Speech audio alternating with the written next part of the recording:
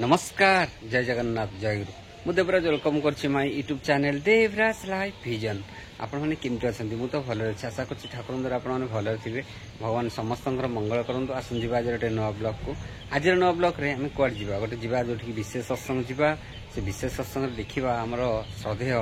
केमती माने संजय भाईंकर एत सुंदर जाजन आपने केमती कौन लगुच निश्चय कमेंट कर जनइबे आ डेरी करवानी आसन जा देखा श्रद्धेय संजय भाईंकर बहुत सुंदर जाजन आसन दयाल परम प्रेममय श्री श्री ठाकुर अनुकूल चंद्र जगज्जननी बड़मा लक्ष्मी माँ जुगाचार्य परम पूज्यपाद श्री श्री बड़ता आज संघनेता प्रधान आचार्य श्री श्री राधा रातुल चरण में अंतकोटि प्रणाम। एठारे उपस्थित थिबा समस्ते गुरु भाई गुरु भाता और मातृमंडली समस्त को आंतरिक राय और जयगुरु निवेदन करे। आज यही विशेष सत्संगटी निवेदन करछंती मोर सरोजिनी माँ तांकर सुपुत्र सोमू भाई तांकर एई सपरिवार केमती मंगलमय हो उठू तांकर से मंगल प्रार्थना रखिछंती परम पिता चरण रे। सेतिमे सर्वप्रथमे मु सेई परिवार केमती मंगल हो एवं सेई परिवार समस्त व्यक्ति विशेष केमती परम पिता श्रीचरण रे लागी रही ए इष्ट कार्य करी तांको जीवन मध्य इष्टिमय हो उठू परम पिता रातुल चरण प्रार्थना। मोर सेमती किछि ज्ञान नाही जे परम पिता कथा तोली रखिबी खाली एतिकी कही रखिबी जे एई सत्संग आसिया भितर दे भाई मानक सह विभिन्न आलाप आलोचना निज जीवन रो किछि अनुभूति ए ठाकुरन को धरी ठाकुरन को विधि मानिबा भितर दे एवं तत्सहित ठाकुरन को बही पढ़िबा भितर दे मो जीवन रे जहा किछि अनुभूति सृष्टि हेछि एवं मो जीवन रे जो परिवर्तन हेछि सेही कथा तोली रखिबी। जदि से किसी भूल थाए ये ठाकुर कथा कहया भितर दे तेणु से सबू भूल मोर एवं जदि केही भी उपकृत हुअंती से सबू श्रेय मोर परम पिता श्री श्री ठाकुर। आज ये जो परिवार कथा उठी जो परिवार मंगल कामना जड़े भाई निवेदन कर ठाकुर पाखे सत्संग आमे ताको पाखे चिर कृतज्ञ जे आज विभिन्न परिवार आमे देखुचे जे केते ध्वस्त विध्वस्त हो जाउची आमे टीवी रे न्यूज रे समस्त आमे सुनुचे आ देखुचे मध्य जे केमती गोटे माँ जणे तार स्वामी की केमती मारिकी टिक करके गोटे बाक्स रे पुजेकी केमती कोन करूचंती गोटे नारी केमती विवाह परे बा गोटे माँ केमती विवाह परे केमती एई चतुर्थ दिन केमती ता लभर सह पळौचंती। तो आमे समाज रे देखुचे केमती विक्षिप्त होईकी रहिची जीवनटा आ जीवनटा केते अनियंत्रित होईकी सब चलीची। तो प्रथम यही कथा उठिला परिवार को नहीं ही आज ये जगत सृष्टि ये परिवार रे जदि प्रत्येक प्रति भल पाइबा न रुहे जदि सेही भली निज भितर यही संपर्क दृढ़ ही न रुहे ताले एही परि विशृंखला सृष्टि हेबो ही। एही आमे जे एही परिवार कथा को नहीं कहूचे एही आम भितर एही संहति भल पाइबा आसीबो केमिति ठाकुरंकर गोटे छोट कथाटे मने पड़े खाली गोटे छोट कथाटे कहि रखिबी ठाकुरंकर जीवन रो।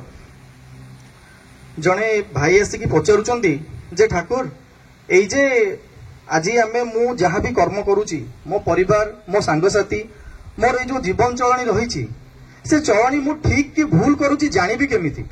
माने आज आमे नित्य जीवन रे आमे सकाळ उठुचे खाउचे पिउचे आमे सोउचे पुणी हमर आलाप आलोचना रहूची विभिन्न प्रकार चलनी रहूची निज सांगसाथी हो परिवार वर्गजन हुंतु गुरुजन हुंतु समस्त सह संपर्क रहूची से कथबार्ता से आचरण से भल पाइबा जहाँ भी किछि मु केमती जानिबी जे मु जहाँ भी करूची ठीक करूची बा सत माफिक करूची। ठाकुर से उदाहरण दे कहले अरे तू तो मार्केट को जाउथबु परिबा किनिबा को ना हाँ ठाकुर मु जाए ना से तते जो परिबा दियंती जो परिबा तू आणु से आलू हो पियाज हो पोटल जहाँ भी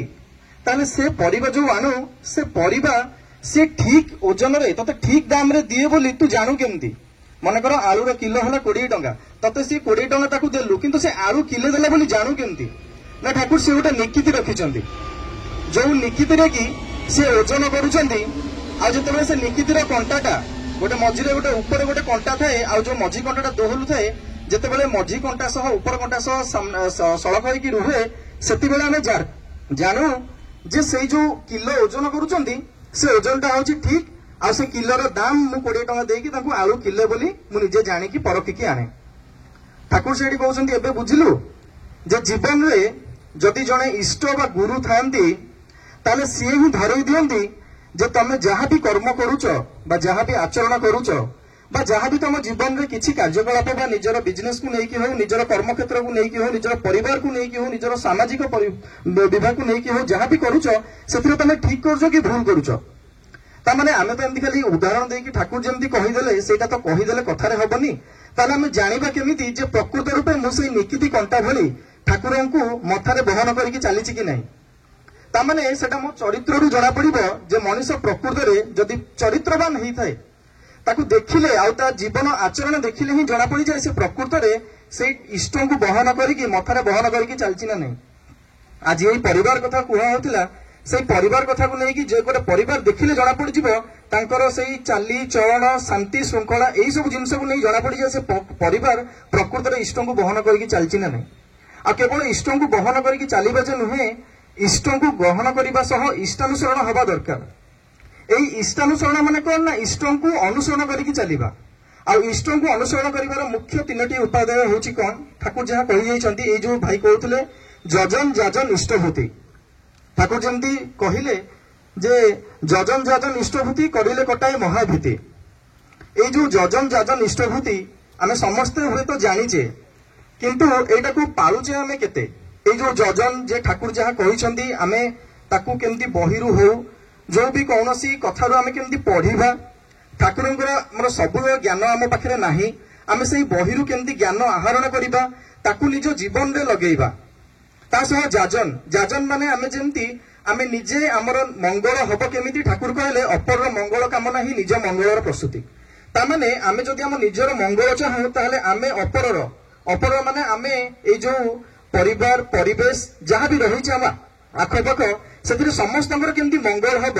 सेमाने मध्य केमती ठाकुरमुखी होइकी चलिबे ईश्वरमुखी इष्टमुखी होइकी चलिबे तांको जीवन रे मध्य केमती जे परिवर्तन आसी सेमाने सत् मार्ग रे जाई उन्नतिर पथ अवलंबन करिवे सेटा मध्य हमकु देखिया पड़िबो ता सहित ठाकुर कहले इष्टभूति ए इष्टभूति माने कोन ना इष्ट माने मुझाबाजी बुझे मंगल आ भूति माने भरण पोषण ए मंगलर भरण पोषण माने आमे जो ठाकुर को इष्टभूति दउचे जे आमे हम निजर मंगलर भरण पोषण पई माने आमे निज केमती मंगलर अधिकारी हेबा ठाकुर को सही भोग दे आमे निवेदन करछे ठाकुर जे आमे 4टी मंत्र बोलुचे इष्टभूतिर मंत्र तो से निवेदन कर ठाकुर मो भोग ग्रहण करंतु एई सकाळु एवं मत केमती से मंगलर पथर अधिकारी करंतु जेमती आपनक पथरे चली मो मंगलर अधिकारी हुए मो जीवन रे से असत्ता को मु न करे एई इष्टभूति केमती महाभीति काटे मु छोट मो निज परिवार रो गोटे उदाहरण देबी जे मो जेजेमा तांको बयस होउची एबेका एज तांको होउची 93 तांको जतले एई वर्ष 2 वर्ष तळे तांको जतले एज हेतिला अबव 90 तांको माने बयस तो समस्त बुढ़ी हेले जानी पड़ुथिबे तांकर बयस हेले सेमानकर मस्तिष्क टिके विभ्रांत हुए से कहला ना माने एज ऑफ 90 रे से माने फास्ट फ्लोर को चढ़ी के आसीबे सीढ़ी धरी की आउ इष्टभूति प्रार्थना पूर्व निश्चित रूप रखिबे आमे जेमती कबाट खोली के उठी बोसे सांग सांग कबाट खोलिया सुनिबो निजे उठी की एकुटिया सीढ़ी धरी की ऊपर को आसीबो फास्ट फ्लोर को एवं ठाकुर घरे बसी की इष्टभूति करिवो तापरे प्रार्थना करिवो तापरे तळकु से आम संगे ओल्हे के आसे तब विश्वास करेनि एटा मु पिला बेलू जेबेठू जन्म होईची माने जेबेठू मोर हेतु पाहिला मु देखि आछी से एटा तार केबे बंद हेनी कारण ता मन रे कोन जे धारणा पसिची जे नाही मु मो ठाकुरंकर माने इष्टभूति थोइबी ठीक टाइम रे प्रार्थना पूर्वरु आउ मु जेमिति हेले मु ठाकुरंकर प्रार्थना दिओळी करिवि आ तार केबे भी दिओळी प्रार्थना बंद हेनी सब बेले प्रार्थना टाइम हेनथिबो पचारिबो अरे प्रार्थना समय होला कि नाही मु जेबी प्रार्थना करिवि आमे जेति के जो आम संगे जो प्रार्थना करिवो एई दिवस तळे कोन हला ना से जाइथिला बाथरूम रु पड़ीगला पड़ी तार यही राइट साइड आखि पूरा यही जो हाड़टा गोटे अच्छी ये हाड़टा एठी माड़ होगी पूरा दबीगला माने यही आंगुठी पाखापाखि पूरा दबीगला हाड़ से राति आम सांगे सांगे एम्स नहीं गलु राति पाखापाखि 1-2टा है आम से एम्स रे ट्रिटमेंट करैलु ट्रिटमेंट करैकी से स्टिच पकेले 6-7टा स्टिच पड़ला तापर घर को नहीं आसिलु समस्ते आम माने कंदा कंदी थाए मन खराब थाए सेठू परवर्ती दिन आम कहलु जे कहीं किसी विपद आसला कि कारण जमी आम जीवन में विपद आसला आम टे नहीं जातक देखाऊ जे आम जीवन में कौन किसी विपद आसला कि नहीं सेमती नहीं जो जातक देखलु से जातक देखिए कहले जे तुम ये मांकर जे गोटे आखि नष्ट होबार अच्छे तो से आम माने आबाक हेलु जे ठाकुर देखु माने की रकम माने व्यापार करुचंदी माने आमे ମାନେ ଜୀବନରେ ଏଇ ଯୋଉ ଟିକେ ଭଲ ପାଇବା ଯେ ଗୋଟେ ଯୋଉ କହନ୍ତିନି ମାନେ ବଡ ପଥର ପଡିବା ବେଳେ ଠାକୁର ତାକୁ କଣ କରନ୍ତି ନା ଇଟା ବା ଟେକା କରିକି କେମିତି ଜୀବନରେ ପକାନ୍ତି। ତାମାନେ ଗୋଟେ ଆଖି ନଷ୍ଟ ହେଇଥିଲେ କେତେ ଯେ ସେ ଦୁଃଖ ଯନ୍ତ୍ରଣା ଆଉ ସେ ବୟସରେ ତାର ମନର ଭାବ କଣ ହେଇଥାନ୍ତା। କିନ୍ତୁ ଦେଖନ୍ତୁ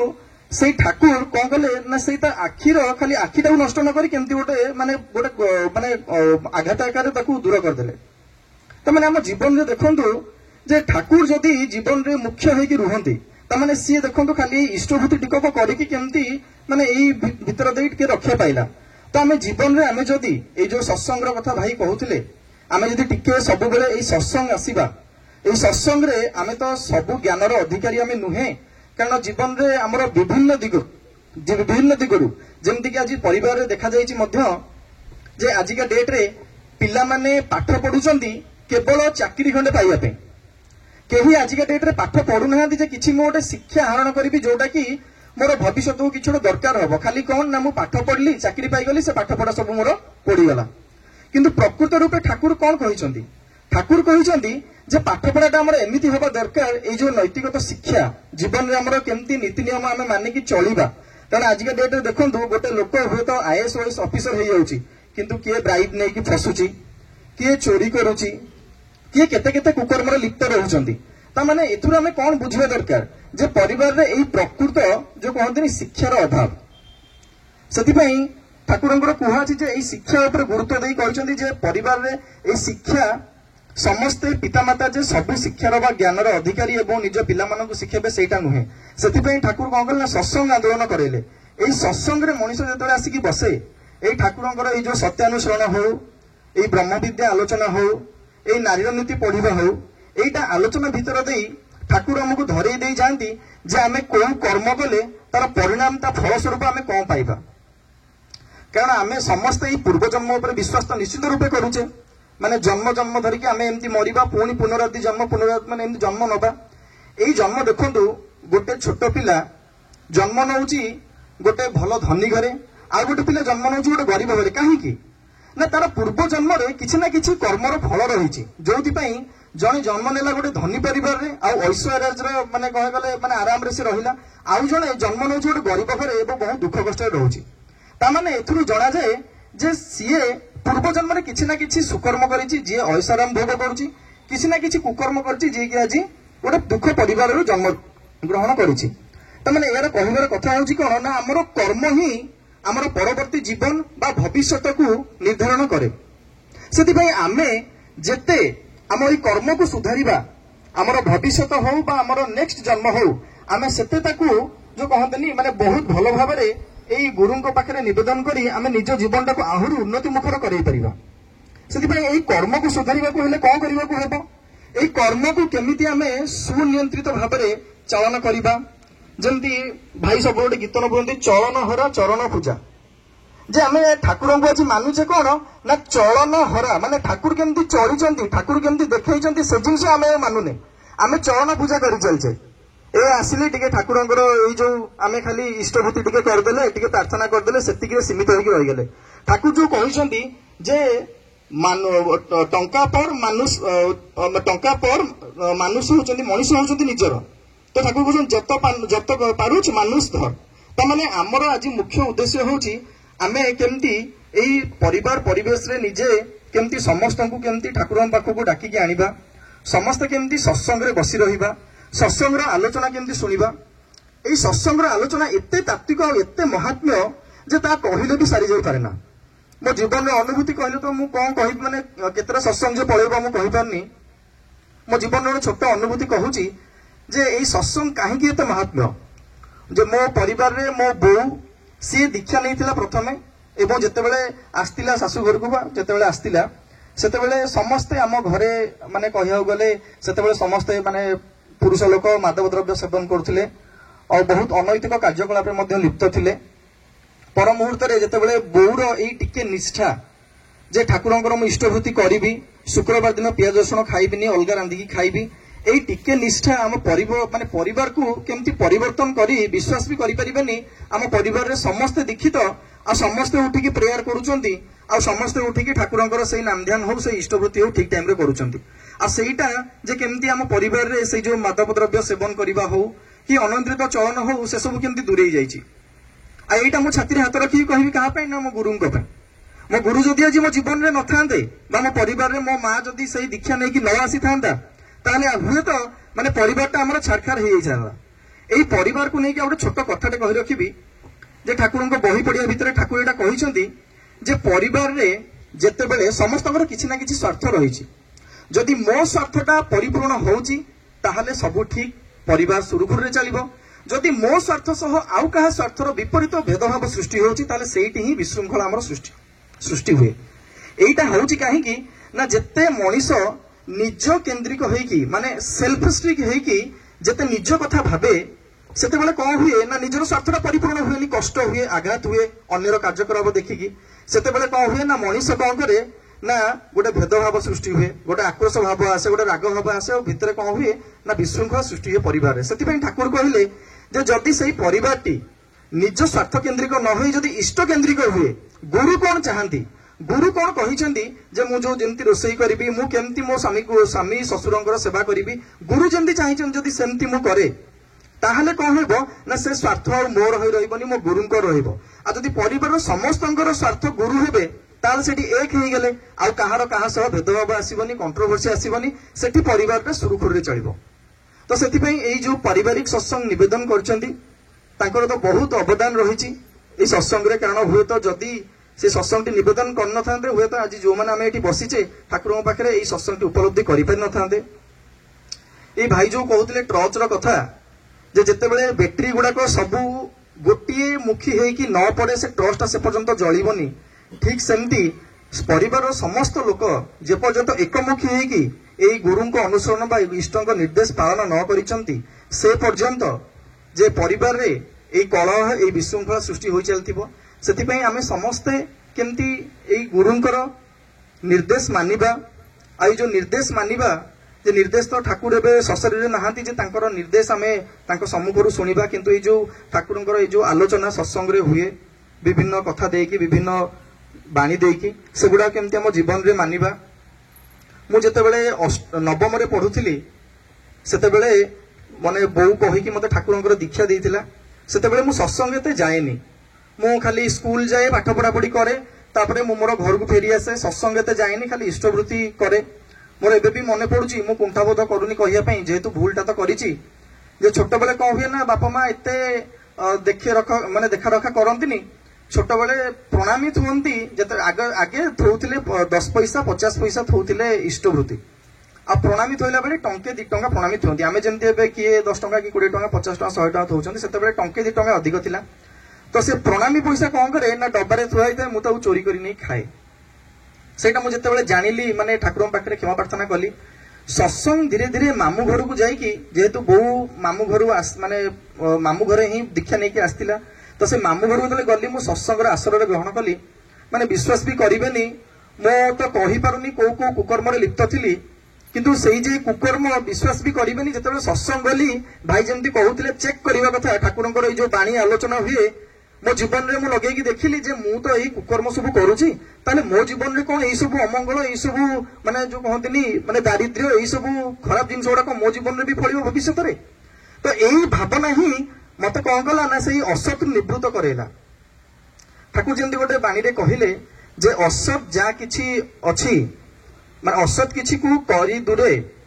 सदीपन रे चालिबु जेते समाधानी तत्परतारे उन्नति भी बढ़िबो सेते तामाने आमे असत को निरोध करिकी समस्त को कष्ट हुए कारण वृत्ति मनुष्यर एबे एते उन्नति मुखर हो जाइछि जे किछि गोटे आमे जदि सकाळु उठी पारुने ताले सकाळु केमती उठियाटा आमे बहुत कष्ट हो जाउछि किंतु जदि मु गुरु को जदि पाखरे प्रार्थना रखे सोइला बेले आ जदि ठाकुर दया करी मते सकाळु उठाई दियंतु मु जेमती आपनकर इष्टवृत्ति करे से इष्टवृत्ति जे केमिति माने गोटे माने ई इष्टवृत्ति करिबा भावना बा चिंता जे केमती विश्वास करिबेनी माने सकाळु केमती उठेई दिए आ उठेई ठाकुरंकर माने नित्य जीवन भितर लगेई दिए तो मुई जो कहूतिली ए जो ठाकुरंकर छड़ाटा जे आमे जदि असत को निरोध करिकी आमे टिके टिके भी चेष्टा करू जे केमिति आमे सकाळु उठेकी ठाकुरंकर नाम ध्यान ए ठाकुरंकर इष्टवृत्ति प्रार्थना ता सह जो सप्ताह थरे सत्संग आसीबा सब जिनस जदि हुए ताहले हमर जीवन रो उन्नति माने निरंतर रहिबो आमे जे सब बेले चाहू जे केमिति मनीष प्रकृत रूपे चाहे यही सुख शांति बंचिबा बढ़िबा मनीष चाहे किंतु प्रकृत रूपे ताहा अवलंबन करूची तो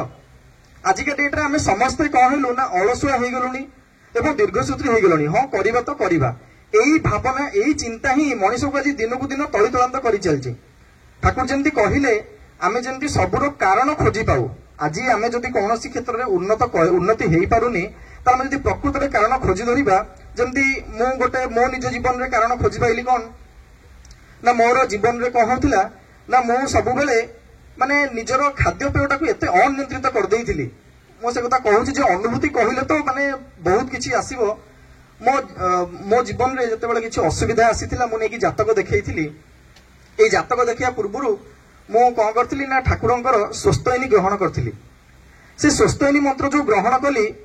विश्वास भी करिबेनी सेते बेले बहुत मते कष्ट थिला बहुत मु ज्वाला जंत्रणा भीतर देई गति करथिली तापरे भाई मते कहिले भाई आपण स्वस्थयनी ग्रहण करंतु मु कहले हो भाई ठीक अच्छी ग्रहण करी आ स्वस्थनी ग्रहण करी जितेबाला आईस पियाज रसुण छाड़ी मु जेहेतु कोर्ट रे सर्विस करुच्ची तो सेतेबाला कोर्ट रे खाଇବା पीवा टिके असुविधा मोर हुए आ बाहर को गले कौन भोजी भी खाई पारिबिनी एई सब मन मो माने मन रे मोर एई सब भावना चलतिला किंतु मु तथापि भी ठाकुर पाखे प्रार्थना रखी कहली मु कहली को भोजी मु सांगर पछे न खाइबी कौनसी भी मोर किछि भी माने लोभ रखिबिनी से आमिष प्रति कि पियाज रसुण प्रति किंतु मोर दरकार कौन ना एई जो कष्ट मते होउची बा एई जो दुख जल जंत्रणा भीतर दे गति करूची सेतुर मते रक्षा करंतु आ जने भाई मते कहले राति रे संध्या बेले कहले भाई तुरंत जाई कि सकाळे स्वस्थयनी व्रत ग्रहण करंतु आ मु ता पर दिन ही ठीक जाई कि माने न खाई न पी जाई कि स्वस्थयनी व्रत ग्रहण करथिली तार किछि दिन परे मो जीवन रे जते बेले एई विवाहर प्रस्ताव जते बेले घरे देखिले जाई कि जातक देखैले जातक रे विश्वास करिवेनी मो जीवन रे जते बेले मु स्वस्थयनी व्रत ग्रहण कली सेबे ठारू जेबे जाई जातक देखैली 2 मास पूर्व कथा कहूची से जातक देखि कहले तमे एबे आमिष बहुत मात्रा रे तमे खाउछ मु कहली नाही मु आमिष आ पियाज रसुण बहुत मात्रा रे खाउनी मु जमा ही खाउनी आ खाइबा तो बहुत मात्रा रे कोन ना केबेठू मु कहली मु हेलानी 5-6 वर्ष हेलानी खाउनी ना ताहले तमरो अधा जहा भोगिबार थिला जहा विपत्ति जहा कर्मफल तमरो ताहा अधा कटि गलानी ता माने आमे मु सेदिन एतरु आबाक हेली जे आमुकु हुए तो ठाकुरंको कथाटा मानिबाटा एई मन माने विक्षिप्त करई पारे माने अनियंत्रित करई पारे जे नाही एटा मानिबिनी कष्ट हबो केमती कोन करिवि किंतु ठाकुर जदि आमे सेतिकी माने निष्ठार सह आ सेतिकी जदि भल पाइबार सह ताको चरण रे पड़ी की जदि प्रार्थना करू प्रकृत रे से केमिति जे माने चळै लियंती आ कोन कोन जे हम जीवन रु काटी दियंती आमे केही भी जानि पारुना